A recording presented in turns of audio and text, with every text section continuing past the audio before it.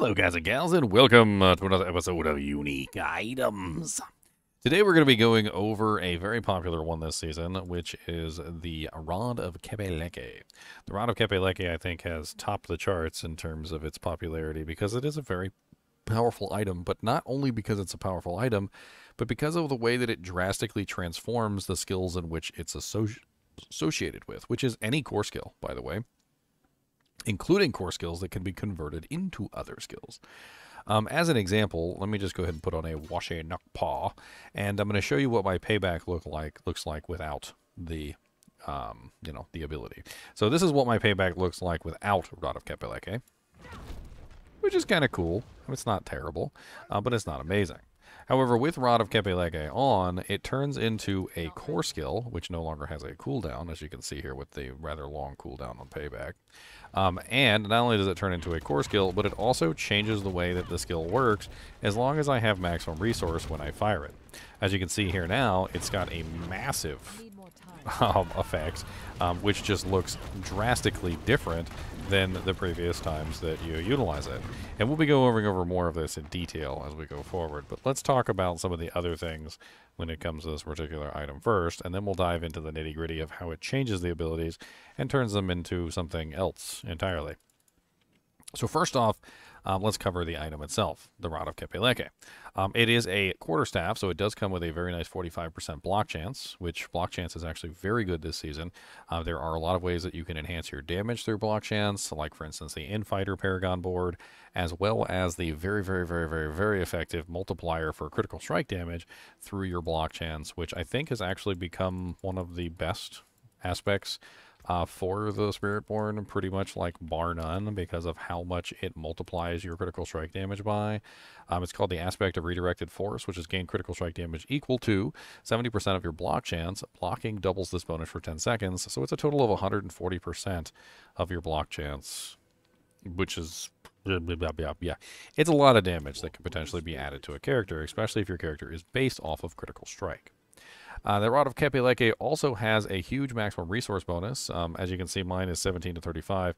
Mine has been masterworked to maximum here, so do keep that in mind.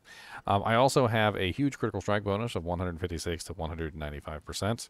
And then we also have the chance for core skills to hit twice, which I've actually got one of my 25% bonuses on, which is up to 77%. That is actually really effective because having your core skills hit twice is going to give you, obviously, twice the damage.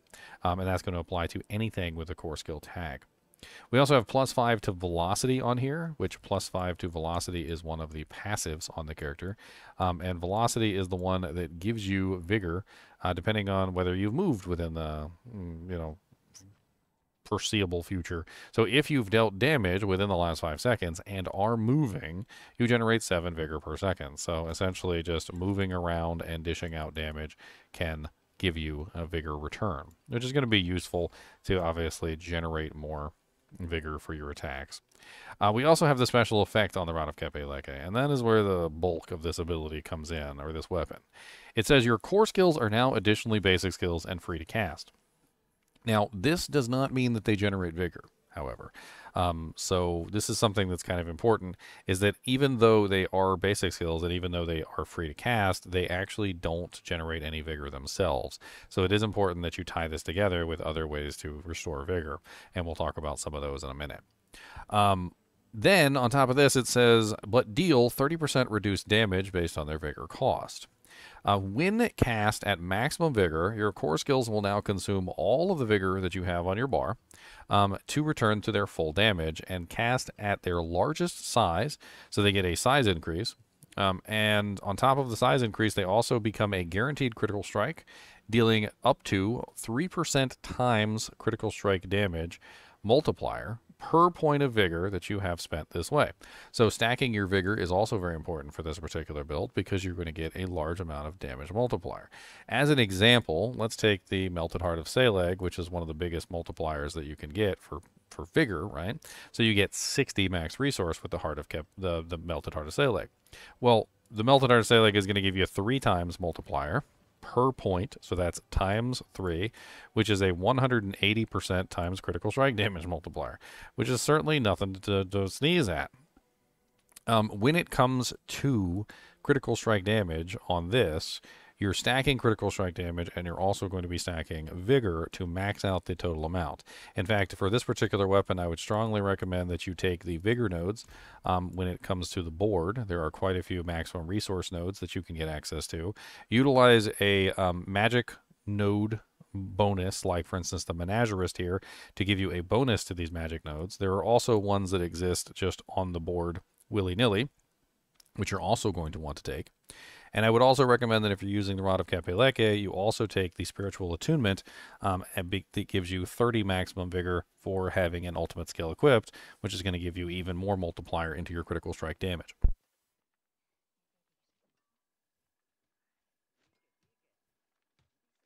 All of these things can be very effective to give you some pretty huge multipliers for your character.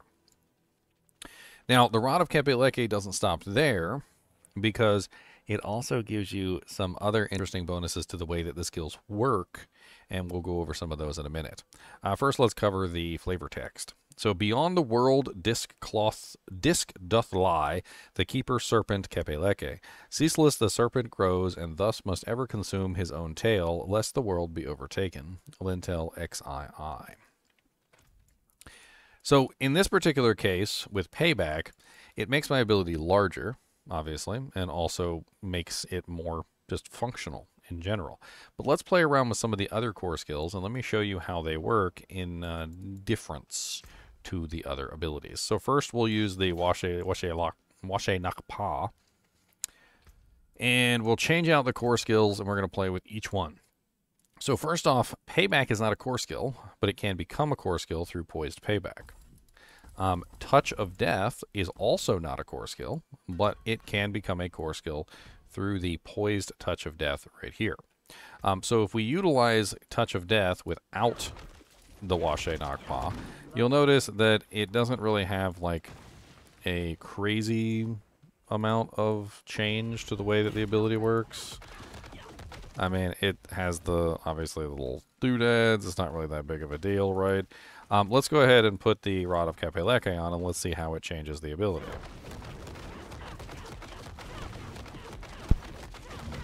So in this particular case, although it didn't really change the ability very much, it definitely has allowed us to summon a pretty static amount of pestilent swarms, which the maximum number can only be 3 anyway. And as you can see, the damage has increased quite significantly with Kepeleke as well, allowing you to spam Touch of Death at a very fast rate. Let's try out some of the other ones. So let's pull the points from Touch of Death, and this time we're going to check Stinger. So Stinger is an interesting ability that basically just allows you to spam a small explosion, which does poison damage to every poisoned monster nearby. So you see how this monster is poisoned, and I'm dishing out more damage to him because he's poisoned. So that allows me to spread that damage across the board. But it's not really a particularly very large ability. If I use Kepeleke with this, however, and I gather my full resource, you can see that the Stinger becomes a much larger effect, hitting much more of the board in general when it comes to this particular ability. So you can definitely get a much larger output, like circular output, with the Stinger ability than you did before, right? And then let's take a look at some of the others. So now we're going to take a look at Rake.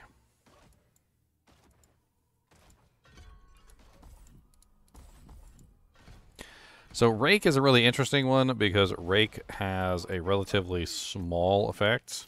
So when you use Rake, it's not exactly a very large effect. It doesn't really cover much of the screen. However, when you use it with the Rod of Kepeleke, it does grow in size quite large. That's what she said. And as you can see, it covers like pretty much the majority of the screen at that point once you get the added Kepeleke effect. Completely changing the way that the ability works entirely. Mr. Goody Two Shoes, Mr. Goody Two Shoes. Ginger Evil Mentor here. Why bother farming when you can go to MMOEXP.com and simply purchase your items in gold? GGM would have you farm the items. What a pathetic being.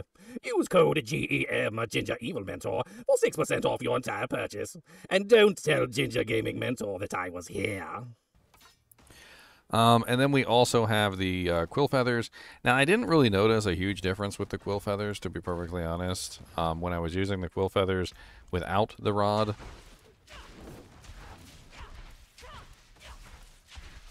Versus with the rod.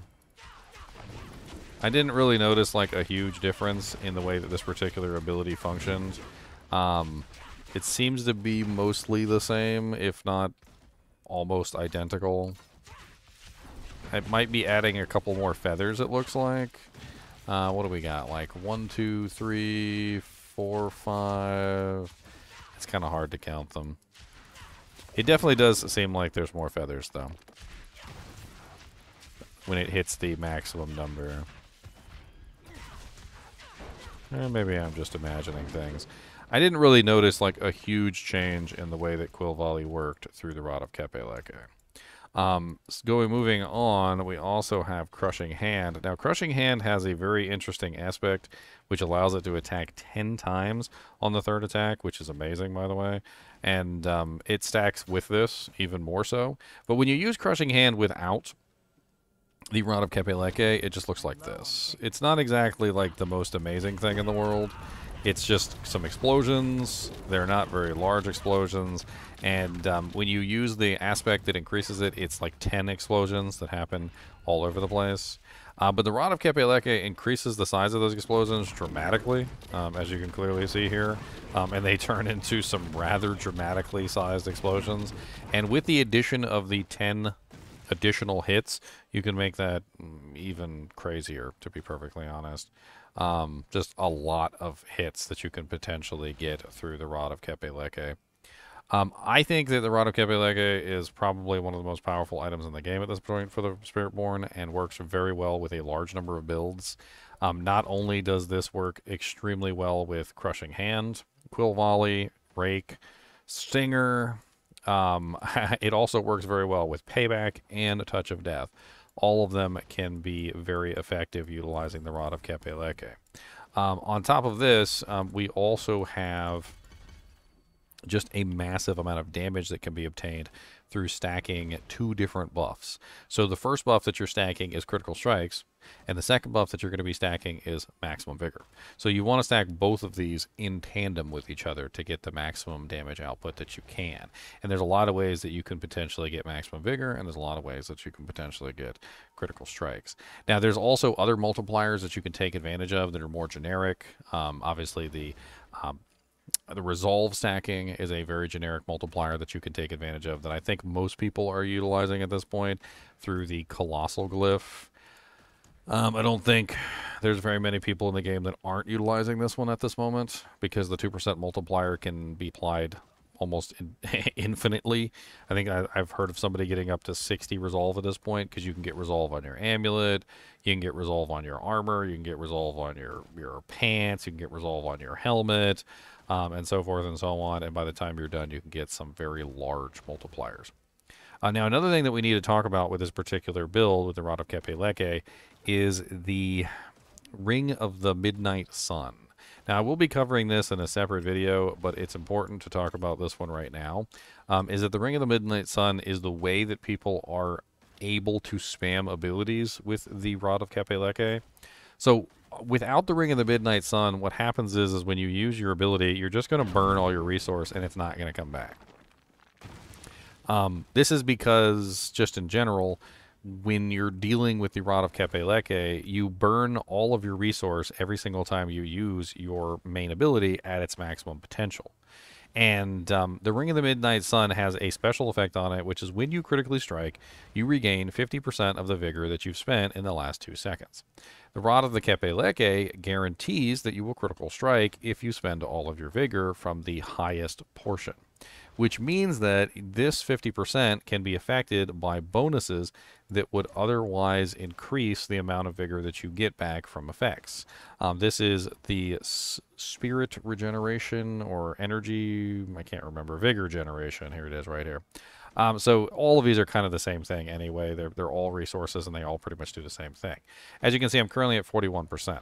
Now, the goal of this is to get it to 100%. That's basically what we're at.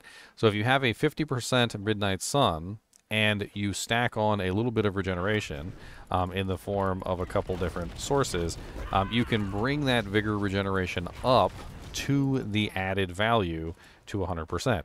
Once you have a 100% or higher vigor regeneration, and you get the 50% back from the Midnight Sun, you can essentially do this, which is where every single time you fire, you're going to get back all of your vigor that you spent every single time in a constant chain.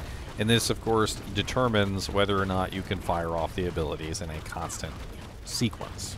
There are, of course, other ways that you could potentially achieve this. You could bring down the cost of the abilities, but the problem with that is that this doesn't allow you to bring down the cost of the abilities. So when you're using the Rod of Kepeleke specifically, bringing down the cost doesn't help anything.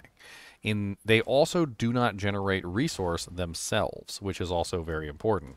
So when you're using the abilities and you cast the effect, they don't actually generate any resource by themselves. So no matter how many times you cast the ability, you're not going to get any resource back if you don't have some way to return it. There are a couple ways that you can do this. One is the sapping board, which I usually take on pretty much every single character, which will give you 15% of your vigor back every single time you cast your ability 3 times, which is kind of nice. So in this particular case, with the sapping ability, if I do cast this ability 3 times, you will see that I should get 15% of my vigor back. Of course, it looks like I'm stealing it all with payback. Payback is kind of an anomaly in this equation because payback does have a full burn on its own, which is kind of a, the poise payback has this one where it consumes all your resource. So this is a unique one in this category. But if I was using something else, for instance, like, doesn't really matter which one. Let's just pull Stinger up here for a second.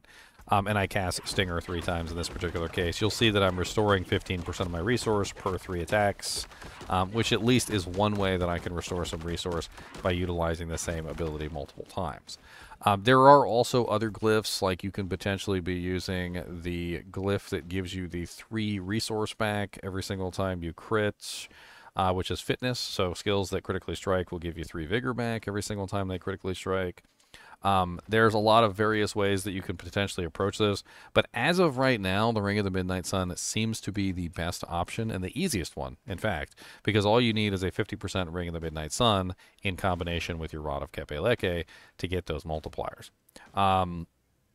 Overall, an absolutely amazing unique, and keep in mind that the most important stats on this item are the maximum resource, the chance for your core skills to hit twice, and the 3% multiplier on the actual unique effect. You want to make sure you have the 3% multiplier on the unique effect, and then your second most important one is going to be the maximum resource, and then your third most important one is going to be your core skills to chance to hit twice, and then there's the critical strike damage after that. It's all a nice little... It's a beautiful weapon, honestly. Absolutely amazing. There are so many fun builds that you can potentially do with this item. I've gone over, like, all of the core skills with you, but even inside of those abilities, like even setting up different core skills like Rake, Stinger, you can set up a poison build with Stinger, or you can set up a Noxious Fist build with Stinger. You can also utilize a lot of these items, these key passives. I would recommend strongly that you check out Prodigy's Tempo. Prodigy's Tempo is absolutely amazing for what it gives you with the ability to spam your core skills, because you get a huge reduction in the cooldown of essentially all your abilities for spamming your core. To give you an idea of how this works, let me just kind of show you really quickly. So here are all my cooldowns, and I'm going to go ahead and pop them all, just to pop them all, right? So I'm going to pop all my cooldowns, and I'm going to show you how quickly Prodigy's Tempo can reduce these cooldowns.